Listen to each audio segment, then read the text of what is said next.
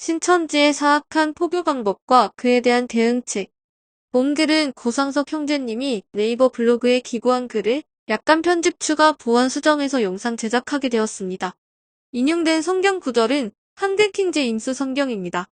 세상이 무척 바쁩니다. 내 앞을 보기도 바쁜데 신천지가 무엇을 하든 그것이 나와 무슨 상관이냐?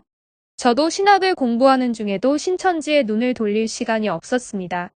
이번에 그들 계기로 그들이 얼마나 사악한 집단인지를 알게 되었습니다. 국민의 기본 권리인 종교의 자유를 가장 사악하게 이용하는 집단입니다. 이들이 어떤 방법으로 사람들을 세뇌시켜도 국가는 그들을 보호할 수 있는 방법이 없습니다.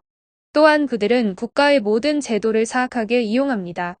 자신이 신천지 교육을 받고 있는 것이 가족에게 발견되면 즉시 1순위로 신천지에 연락을 하도록 교육합니다. 그러고는 경찰을 대동하고 집으로 와서 아이가 감금되었다고 하고 신천지 숙소로 데려갑니다. 부모도 가족도 어찌할 방법이 없고 경찰도 감금된 아이를 풀어주라고 할 수밖에 없습니다. 사이비의 뜻은 가짜 허위로 겉으로는 비슷하지만 속은 완전히 다른 것을 의미한다. 즉 겉으로는 기독교의 형태를 취하고 있지만 속은 기독교와는 전혀 관련 없는 것입니다. 이들은 기본적으로 자기들이 추종하는 교주를 신으로 섬기고 있고 시한부 종말론적인 형태입니다. 1984년 3월 이만희가 창설한 사이비 종교이다. 교리적 특징은 종말론이고 전국적으로 교인이 30만이 넘는 것으로 알려져 있다. 최근에는 해외 포교에도 열심인 것으로 알려져 있다. 신천지의 특징은 교리는 엉성함에도 불구하고 교묘하고 악랄한 쇠뇌 방식으로 사람을 정상적으로 사고하지 못하게 하는 것이 특징입니다. 마치 북한의 김씨 일가를 연상케 하듯. 조폭의 특징은 가입하기도 쉽지 않지만 탈퇴하려면 죽음에 가까운 혹독한 대가를 치러야 가능합니다. 조폭은 자기가 조직폭력에 들어간다는 것을 알고 시작합니다.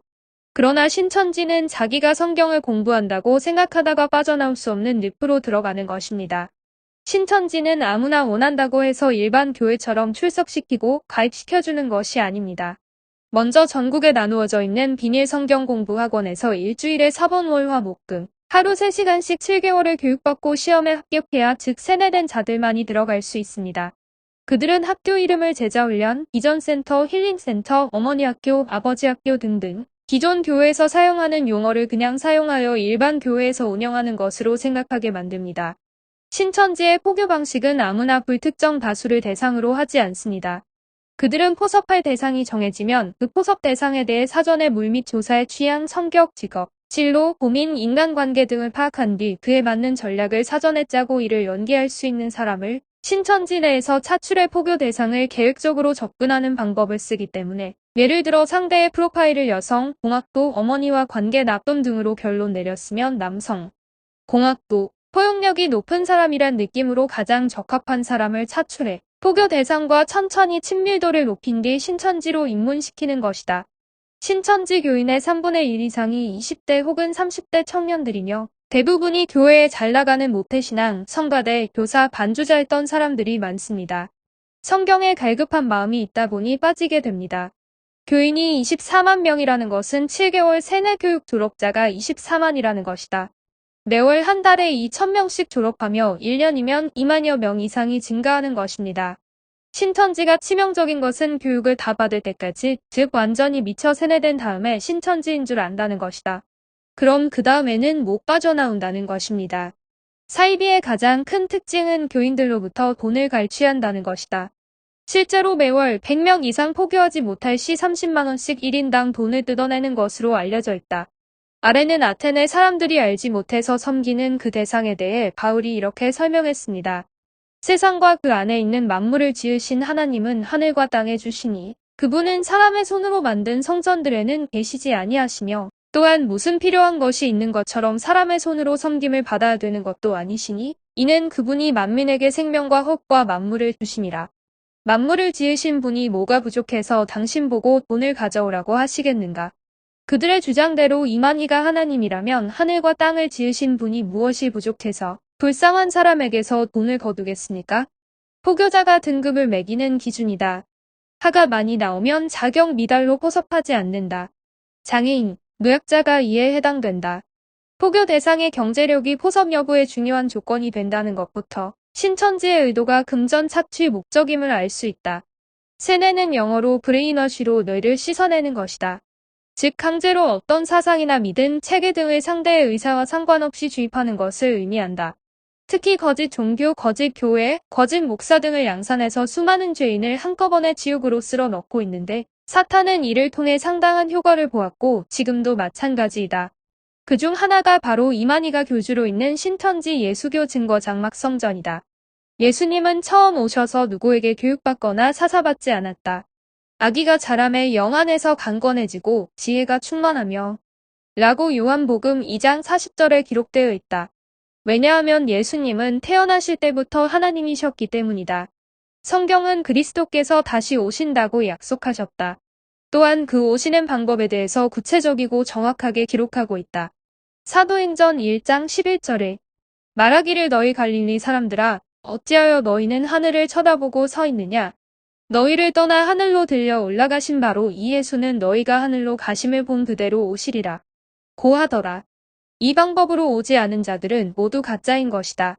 또 가짜 재림주들은 범죄자들이 감옥에 들어가서 더욱 교활한 범죄 수법을 배워 나오듯이 그들은 못된 선배로부터 배워서 후에 독립한다. 그래서 그들의 계보를 찾아가면 그가 누구이며 앞으로 어떤 짓을 할지를 쉽게 알 수 있다. 오늘날 재림주로 자처하는 사기꾼들 대부분은 통일교의 문선명이나 전도관 혹은 신앙촌의 박대선에게서 직접 나왔거나 간접적으로 영향을 받았다. 가짜들의 가장 큰 특징은 조폭과 같이 계보가 있고 그 선배들의 하는 것을 보고 배워서 학습된 것이다. 첫째, JMS의 정명석은 통일교의 문선명에게서 떨어져 나왔다. 둘째, 영생교의 조희성은 박대선으로부터 떨어져 나왔다. 셋째, 신천지의 이만희는 신앙촌의 박대선과 모종의 교류가 있었고 장막성전의 유재열 교주 밑에서 배웠다. 넷째, 이와는 별도로 하나님의 교회의 교주였던 안상홍은 안식교에서 떨어져 나왔다. 증거를 찾아보기 위해 이만희의 신앙 고백 양액참과 거짓의 정의 P75, 77의 소위 신앙 간증인데 그 어디에도 그가 예수 그리스도를 믿고 영접하여 구원받았다는 간증은 찾아볼 수 없다. 그가 처음 환상을 보았다고 하는 27세 무렵이었는데 그로부터 27년 뒤에 신천지를 결성할 때까지 수십 년 동안 그는 또 하나의 사이비 집단인 신앙촌의 박대선을 쫓아다녔다. 거리에서 복음을 전하다가 가장 방해가 되는 것은 첫째가 여호와의 증인이다. 두 번째가 아주머니들이 몰려다니는 신천지이다. 말쑥하게 차려입은 아주머니들이 7에서 8명씩 때를 지어 테이블을 펴놓고 음료수를 나누어 주면서 그들 말대로 추수를 하는 것이다. 그들이 당당하게 신천지라고 말하길래 이만희가 예수 그리스도냐? 라고 말하니 함부로 이름을 부른다고 부들부들 떤다. 그들은 이만희를 총회장님이라고 부른다. 성경 어디에 총회장이라는 직분이 있는가?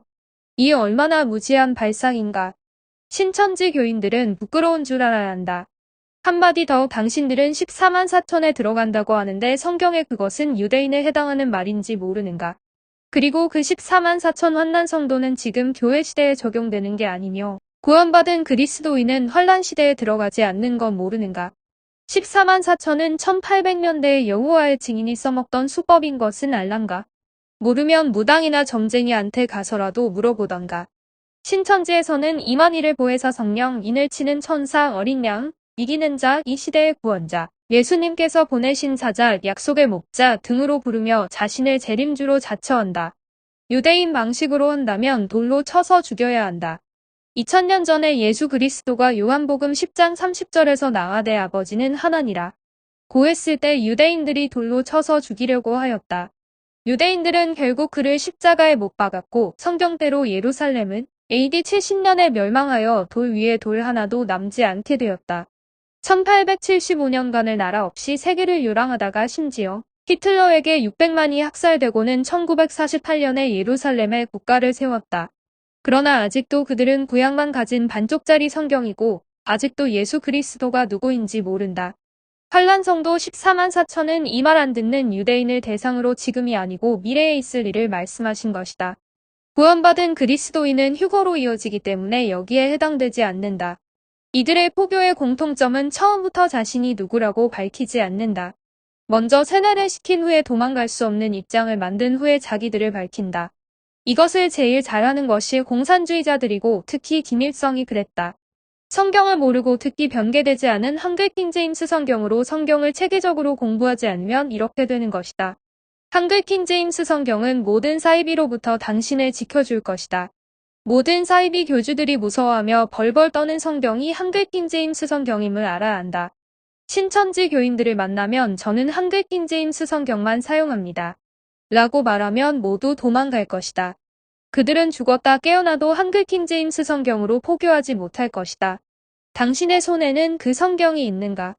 하나님의 참다운 말씀이요. 사이비로부터 당신을 지켜줄 무기가 있는가 말이다. 없다면 지금 말씀보 존학회에 연락하여 한글 킹제임스 성경을 구매하여 악한 신천지와 사이비들로부터 당신의 혼을 보호하라.